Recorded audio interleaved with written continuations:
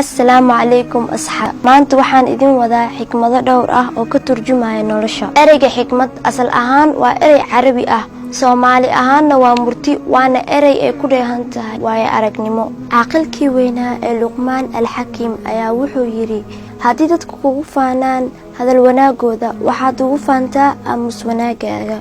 haddii adiga qof abaal aad u gasho, iska jir inaad xusuusiso. haddii adiga abaal lagu galana, iska jir inaad ilowdo. haddii maalku kaa lumo, waxaa kaa lumay shay qiimo badan.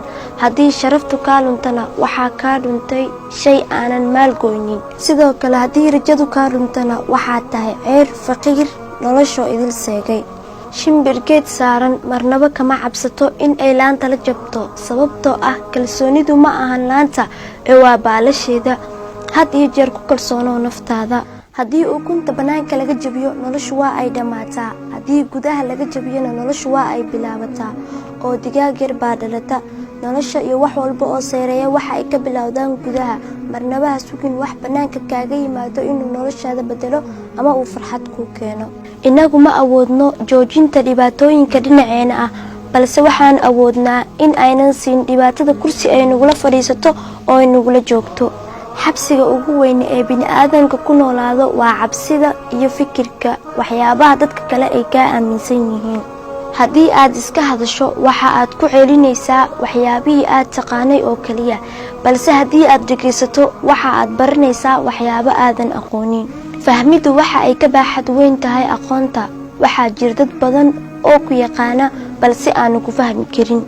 guusha dadka kaleeto ma ahan adiga fashilkaaga. marnaba ha ka xumaan qof kale guul uu gaaray. dadaal badan, dulqaad, doonid joogto ah iyo duco ayaa ah inta badan sababaha guusha.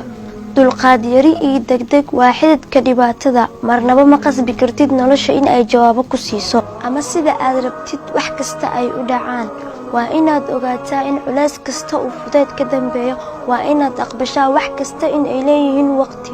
tartanka u dhaxeeya libaaxa iyo deerada, waxaa had iyo jeer ku guulaysta deerada, sababtoo ah libaaxu waxa uu u ordayaa hunguri iyo cunno, deeraduna waxa ay u ordaysaa nolol.